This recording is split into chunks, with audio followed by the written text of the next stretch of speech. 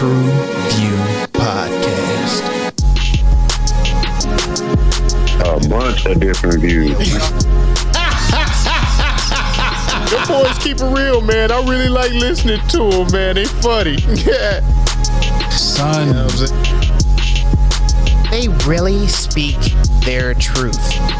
The hell was that? You're.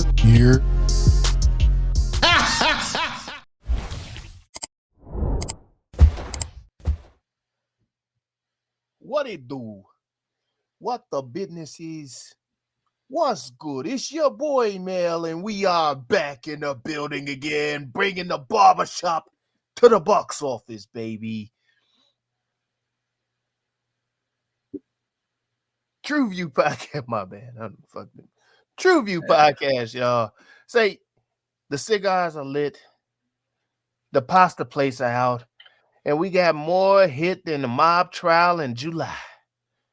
You ever have beef with somebody so close they know your mama's sauce recipe and your secret stash?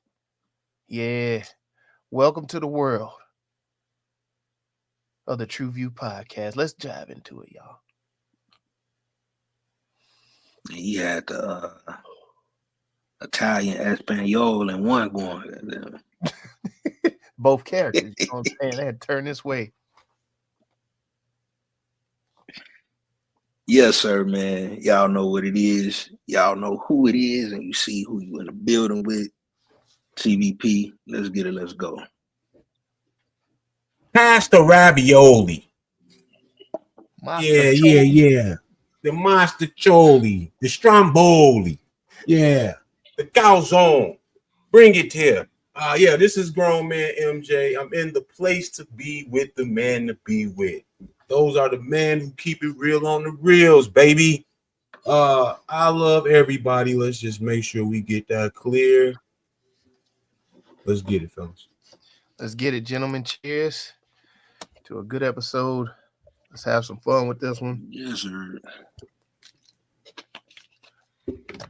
Pass the Cavassier. That's that other side coming out. Right. What are we talking about today, ladies and gentlemen? Alto Knights. The Alto Knights. What is that, you might ask? Well, The Alto Knights is a biographical crime drama directed by Barry Levinson and written by Nicholas Pileggi. Set in the 1950s New York, it follows the true story of two real-life mob legends, Vito Genovese and Frank Costello, both played by Robert De Niro. As their bromance crumbles into a bloody turf war with the American Mafia on the rise, the only thing more dangerous than their enemies is each other. This R-rated gangster flick leans heavy on old school grit, family loyalty, betrayal, and courtroom pressure.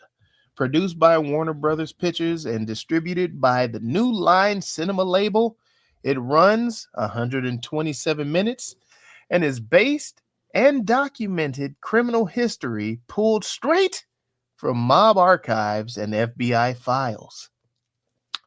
Rotten Tomatoes gave it a 54%. IMDb gave it a 6.1 out of 10. Hell, Metacritic gave it a 52 out of 100. But what did the TruVue Podcast give it? Look at me now.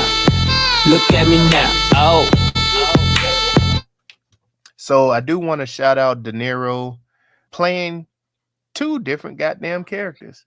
And for one of them, he wore a silicone face mold just to help differentiate between the two of them. So having to actually sit down and go through that. Shout out to De Niro. And then, Barry Levinson reunited with Nicholas Pileggi for the first time since Casino. So they did work together on Casino. And to see them come together for this again, I think they did pretty good with it. So shout out to that. Yeah, I agree, man. I enjoyed this a lot. We get a lot of gangster flicks Mm-hmm. that kind of always fall in the same vibe. But this one, I'm not gonna say it was refreshing, but they did a good job not making it monotonous. You know what I'm saying? With the same vibe, but as far as the casting, the scenery, everything about it, what I'm saying, felt authentic, felt nostalgic. They for sure snapped on that side. No, the conversations or the dialogue between Vito and Frank, they were actually inspired by real surveillance tape. So that I'm sure that helps with the authenticity. God damn, that word was finna whoop my ass. Shout out to them for doing the research. They ended up shooting the court scenes in the same building that they used for the I think it was Godfather 2. It was either Godfather 2 or 3. I want to say 2. Godfather Part 2. So I mean, they really they did everything that they could to make this not just a normal gangster flick. Like it felt real. Like this whole film felt real to me. So I was to see that they think went back. I think the narration in this helped a lot too. Yeah, The way he was telling the story definitely helped a lot. And something that stuck out to me was, as Zoe mentioned, we do get a lot of gangster flicks, but we don't often get them from the perspective of the bosses. We often get it from the perspective of those The up and comers. Yeah, those who are ambitious and trying to gain power within the ranks. And I felt this was a little bit of a different touch. And it was telling almost how, the rise to power and how it was taken apart by the same person almost. That's another thing I liked about it.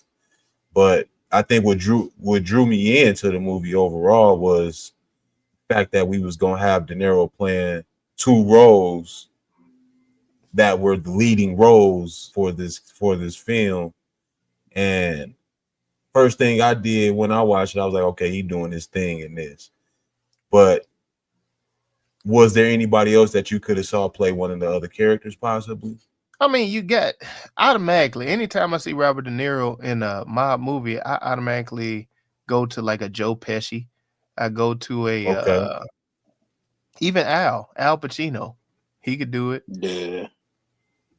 Man, I'm drawing a blank. I was gonna say Ray Liotta, rest in peace. I don't know. And that's crazy that you say that though, that because I felt like Vito's character kind of stole the soul of Joe Pesci in a way. And the way he came across, you know what I mean? It was like you got the methodical De Niro in one character, and then you got the De Niro that gets turned up. Yeah. You know what I'm saying? Yeah. The one that's on go. You know what about I mean? Business. He about that business. Yeah. Man. What do you mean when you shot him once? You stand over there and keep shooting him. You shoot first and you ask questions. Like, just one shot? Just one shot? It was a lot of blood in the just one shot. Talking about a gun here, it's gonna be loud. They was talking about double taps back then. God damn. They put the shit from Zombieland. Oh man, like this was entertaining though. Like and I just loved how the story unfolded. It was a good story, and it was told very well. And the fact that this was a real story too adds to like I was like, God damn, like shit was wild. Yeah, I didn't do much research on it, so the fact that they were using surveillance tapes and all of that to construct the dialogue within this movie, that makes it even better, because that's one thing I felt was very strong within the movie. The way it was being narrated with the dialogue and the actions played out on the screen, I felt like had a real strong cohesiveness. And overall, they were dropping gems that you would later find out within the story. In some of like the little small parts, and it was like, man, I found myself wanting to go back in because I felt like I missed a lot in some of those scenes. Which De Niro performance stood out best to you? I'm gonna say the Frank Costello character. Okay. Was more of the original De Niro that we are accustomed to seeing. I would say that one plays more true to the vein. The Vito character was a surprise for me. I liked it in a way because, like I said, it's like he did some consultation with Joe Pesci to do this accent and everything. and the way the character's mannerisms were. Yeah. So I can see that. I felt, I felt it as a bit of a surprise, but I don't know if I liked one better than the other. I'm gonna be honest. I don't know if I liked one better than the other, because when you go to a De Niro movie, you want to see De Niro. You want to see him get in his bag and do what he do. So that's why I like the Frank character. But then that Vito character, that motherfucker was something else, man. Like you took everything from me. You know, you gave me nothing. Nothing. That motherfucker was so what, bro. Man. I gotta say, I kind of agree, man. It's like it's hard to choose one over the other because motherfucker was that entertained. So take the fifth. Take the fifth. That's it. That's it right there. And you could tell, man, like why is he still talking? Why is he still? You can't plan no shit like that. You can't write those type of moments. Like, dude, that's cold, man. Oh man. Nah, I mean, yeah, I'm with y'all. Like it balanced each other. Like strangely, like I felt like both characters were definitely needed, and De Niro gave both characters a unique feel, and I couldn't De Niro's see. what, in his 80s? Robert De Niro's in his 80s? Yeah.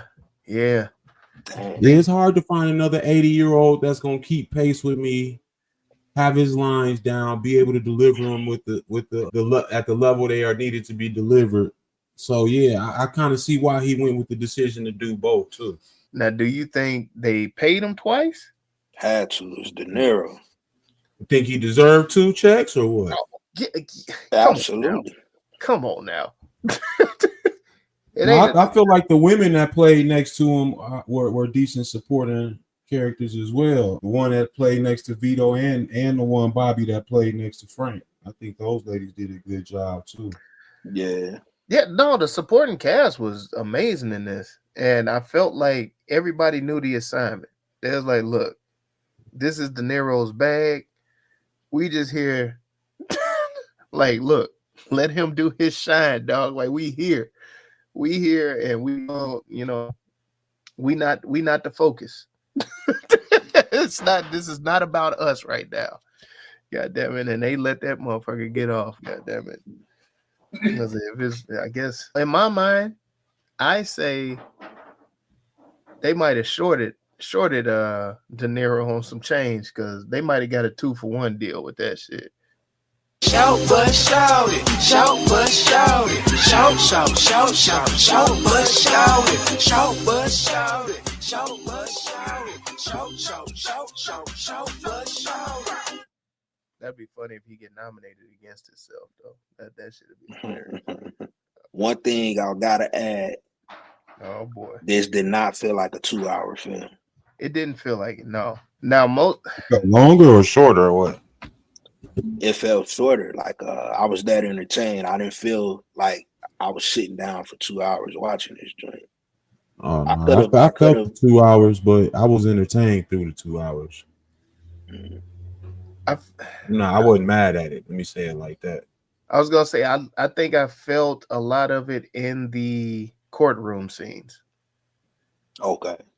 Like everything it was slow. Them courtroom scenes were slow, and it was a lot. I was just like, all right, man, come on, speed it up, man. I want to see what happens. Like, let's get through this bullshit. Are you talking about both of them back to back, or or one specifically? No, like just back to back.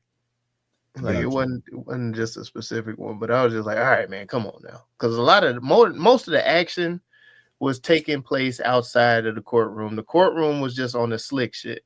You know what I'm saying? So it showed the dance, how they was dancing around. Well, some of them would dance. Plead the fifth. But yeah, I felt the slow drag during the courtroom scenes for me. I don't know how you would punch that up though. Yeah, I don't know how you would punch I thought it was punched up well. My only choice was really the development of Vito's hatred towards Frank. They didn't really express that enough for me in the movie.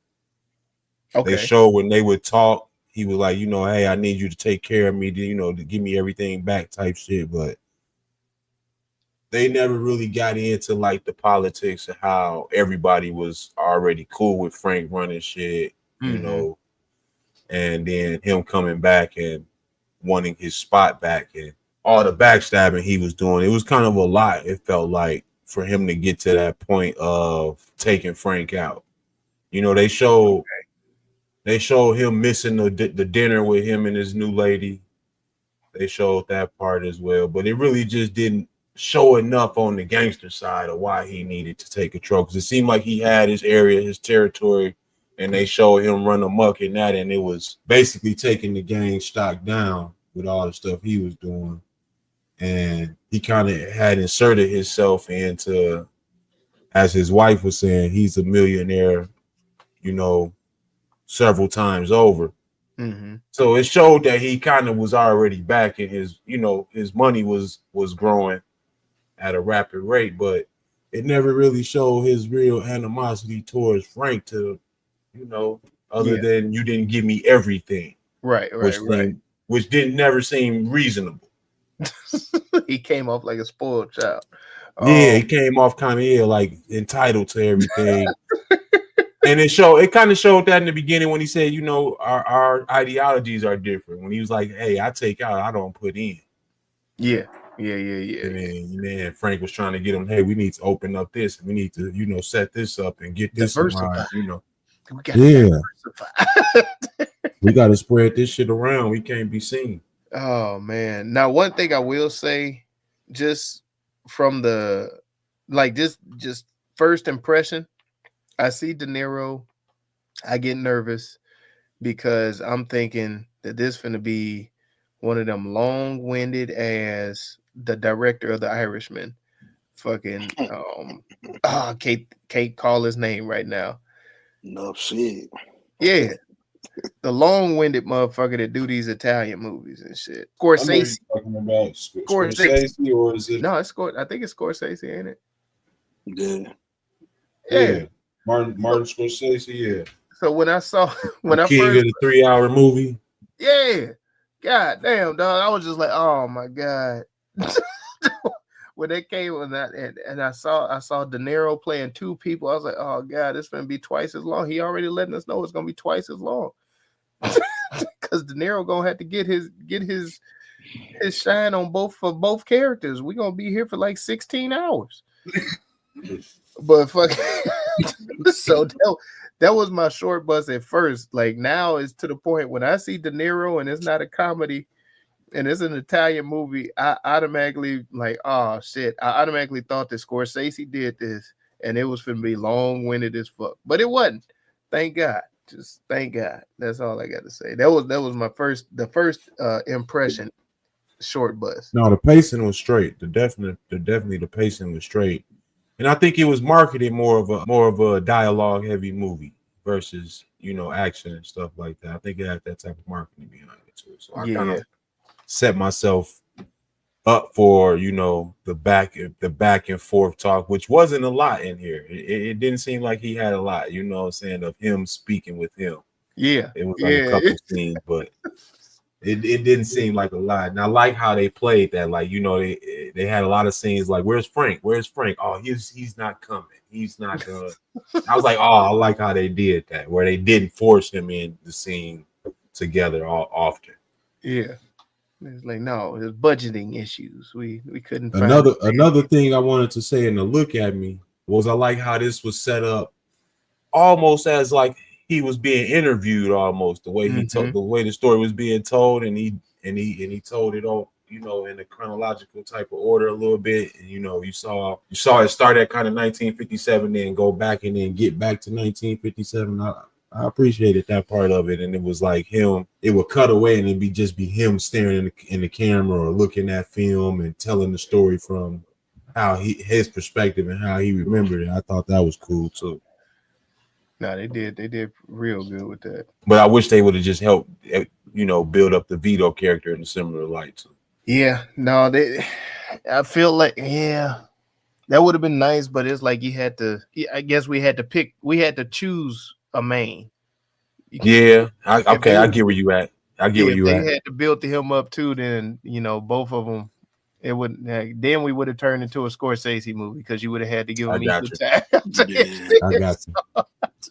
I got But you. Yeah, we had to go back to Italy with dude and everything. Oh Yeah, my I got you. God. Make it stop. But I feel like, they put this out.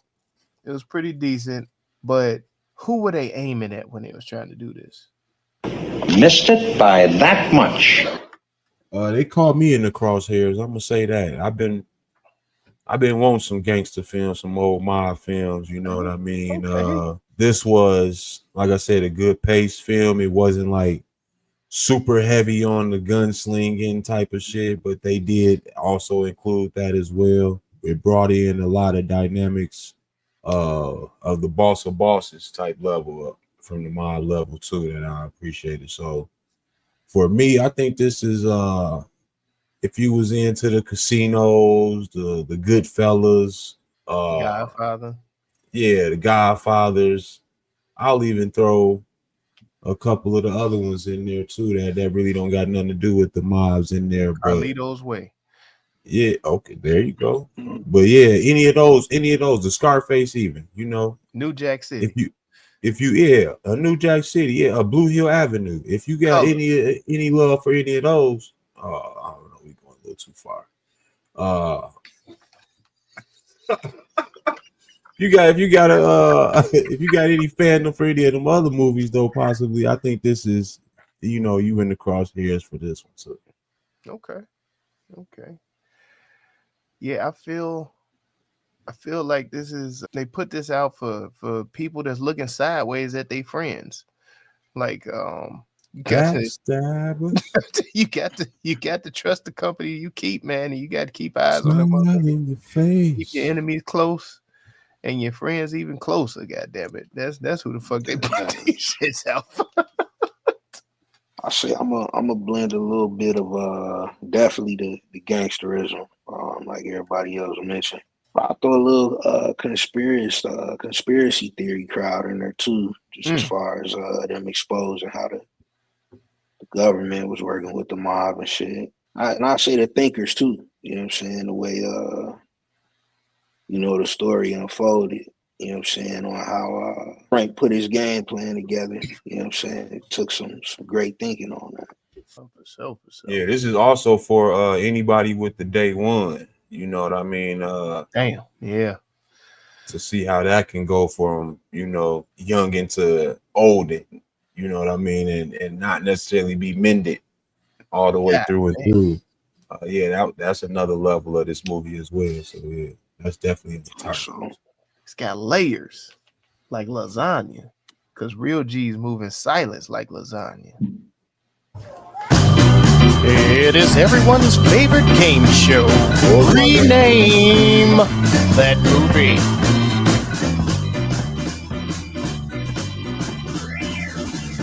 Yeah, real G's moving silence was on my list. Damn. Motherfucker, he copying off me. Face Off. De Niro for the De Niro. That's my head, that one. Yin and Yang. Yin and Yang. The boss of bosses. 2 De Niros, 1 check. What's up, twin? That's a good one. Same face, different fade. Double Trouble. Mob Your Business. 2 can play that game. No cap-offs, just chaos. Let me ask you this while we in this. Who did it better? Mickey 17 or Alto Knights? Same guy, 2 characters. Damn. Is that a theme now? Because you got Sinners too. Yeah, Sinners is dropping. God damn. Was that part of the renegotiation for the contract or some shit? Like they like, nah, yeah, was that part of the writer's deal? we gonna write for 1 character 2 parts. Damn, what is going on? Between Mickey 17 and Alto, I'm going Alto. Damn, it's hard. That's hard for me because they both It brought was different fire. things. Yeah, they both brought different things. Now, if we going off of difference of character, I'm gonna give it to Mickey 17. But if we going off strong presence and consistency, I'm gonna give it to De Niro. Okay, I think I'm leaning on the presence and consistency, so I'm going with De Niro too. Okay, because yeah, But I'm interested on why you say that Mickey 17 was more of a difference. You felt that was more of a difference? Yeah, he was playing different emotions, like different emotions in the character. So he had a dimwit, he had the ready to go motherfucker. I think didn't he play another one? It was one more, like well, they was real quick. They was like quick and passing. So he really didn't have a chance to play. Mostly you just had 17 and 18. But Which felt more natural to y'all though? oh, De Niro. With- Like I feel like this is De Niro just this how this Yeah. motherfucker walk around the house. That's why I said Alto. Yeah, this is De Niro, ones in the morning, ones in the afternoon. That's what this You know was. what I'm saying? I Yeah. feel like that's just him. Like, Yeah, oh that's shit, why I chose. I felt that shit was more natural. yeah, he getting sleepy. He turned it into the other one. Oh shit. Oh, All right, back to the rename. I know. I didn't forget what we didn't say it already. Now, Death for the day one. trading places.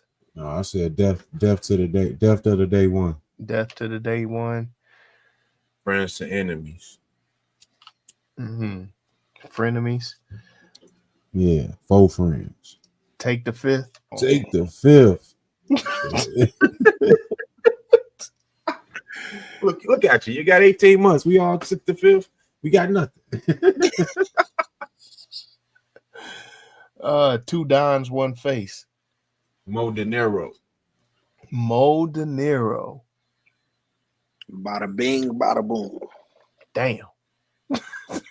Get the fuck out of here. Mob tie crisis. I don't know. What we pick? Kiss the ring. Kiss the ring. The cannoli files.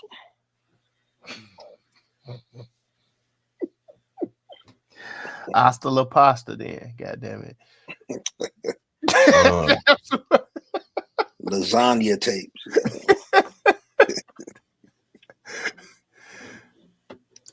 The ravioli racket.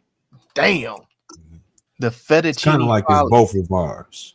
The fettuccine follies. No, it's kind of like it's both of ours. Damn. The Parmesan job.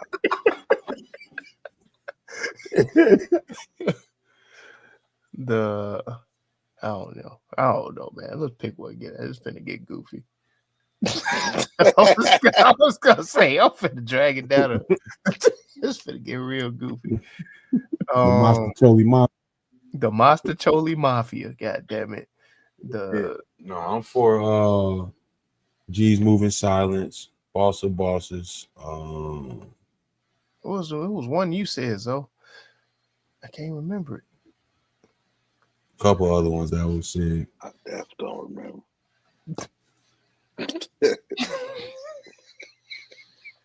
I'm gonna go with the G's moving silent. Bury me a G. Bury me a gangster. Bury me a G. Sopranos or Altos? Winner. I like that one. What was that? Altos over Sopranos? What did he say? Sopranos or Altos? Sopranos or Altos. I like that one. And that was cool too to see how it started from a social club, similar to how the bike gangs was going. Damn, I knew somebody was gonna put. I knew it. That damn, yeah. No, what we Sopranos or Altos? I'm cool with it. Cool with it. All right, man. The official TruVue rename for Alto Knights is Sopranos or Altos. And the official TruVue score is Find out. 1, 2, 3. That's right. It is a 3.68 overall. Gentlemen, what do we feel was the messaging in this? That means No one knows what it means. What does it all mean, Basil? So, what are you trying to say? What is your message? You got to keep your friends close and your frenemies closer. God damn. message. You know, the family is loyalty until business gets personal. Message. If you all are divorced and they are there first, just go somewhere else. God damn. Message.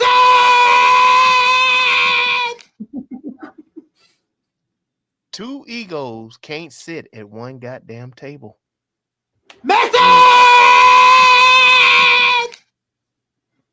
You're either solid or you're not.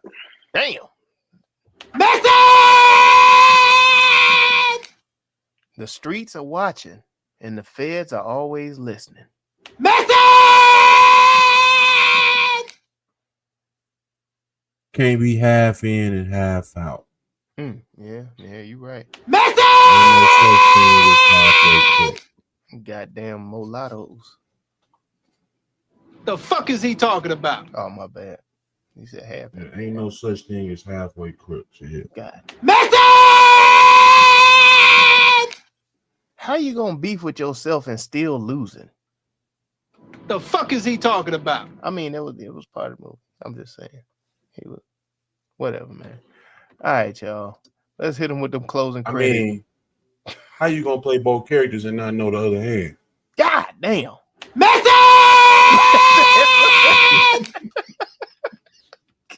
Play both sides. Literally. Let's hit him with the goddamn closing credits.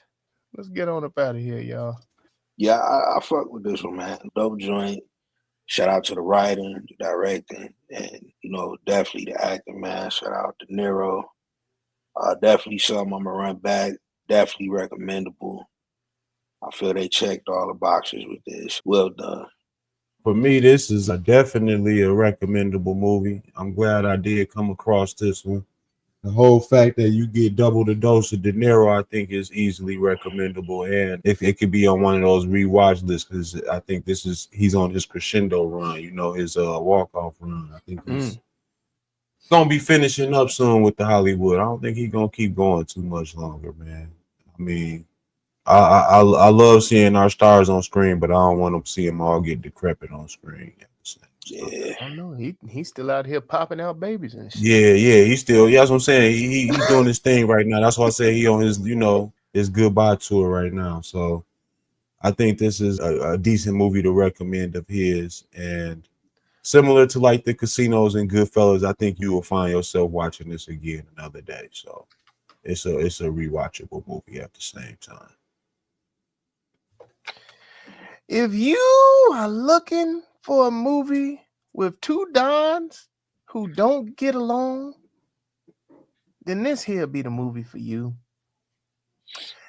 If you are looking for a movie that got gunshots, guilt, a double dose of De Niro, and never-ending pasta, this here will be the movie for you. If you are looking for a movie that puts new meaning to grumpier old men, well, this here be the movie for you. Yes, I will rewatch this, and yes, I have recommended this and will continue to recommend this. I feel like this is a good new, breath to the Mafia movie franchise. You know what I'm saying? Or category rather, not franchises. But I feel like this movie could be one that could go up there as, one of the classics, especially with the performance of Robert De Niro in this, playing the two characters. No, man. Not to mention they had the whole Black Sox in here too. Yes. When he talking about he was in the jail cell with dude who fixed the 1919 World Series, I said, why they gotta do us, man? Man, no, they did their research with this. It was factually based and excellent, execution. Excellent execution, excellent casting. Yeah. I felt like Bret the Hitman Hart right there. The excellence of execution. But yeah, no. Y'all, I was trying not to say it, but it happened. What could I say? No, man. Like I always say, I might get it right, I might get it wrong, but y'all can let us know by heading on over there to TruVuePodcast.com. That's TruVue Podcast, TruVue Podcast.com, where you can like, subscribe, share, comment, help us defeat the all-powerful algorithm that's trying to hold a black pod down. And thank you for riding with us over at the YouTube and the fan base. Be sure to hit the bell for notifications, the thumbs up, the subscribe button, the share button, and drop something in the comments that you want us to review. Because we here at the TruVue Podcast know that it's not just about our review. I almost choked right there. But it is the conversation with the crew. So go ahead and put that in the comments, and we'll make it do what it do. TruVue Podcast. Let's get it. Let's go. Oh, yeah, he ain't here. There you have it. There you go. Yeah, do what my boy Mel just said. And in the comments, put down your favorite mob film. Let's do that for me. Run them up. And if you got a top 3, put that in there. And I want to see if this could outrank. Ooh, yeah, but yeah, go ahead, man. Alley to my guy. Whew. Thank you, man. You always need him there because it's the breath after I finish that spiel. But there you have it. There go. That'll be the end of the show. TruVue Podcast. And you know what the hell we always say. Yeah. 2 Dons, no chill. You ever have beef with yourself? Take this nigga part. I forgot what I was gonna say right here. He whacked himself with the performance. God damn it. Yeah. Oh, I got it. I take a side of beef times 2. No, that was my bad. Man. No, that's not working. My bad. Just go watch some shit. God damn, I tried. TruVue Podcast. A bunch of different views. Your boys keep it real, man. I really like listening to them, man. They funny. Yeah. Son. They really speak their truth. The hell was that? You're.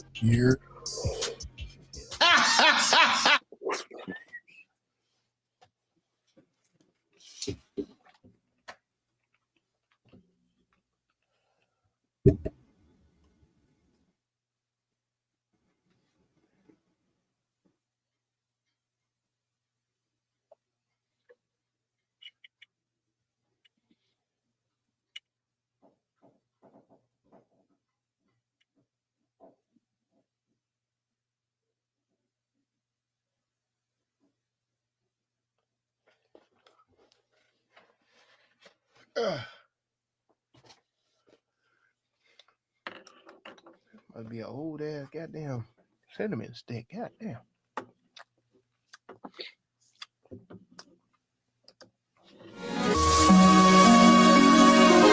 TruVue Podcast.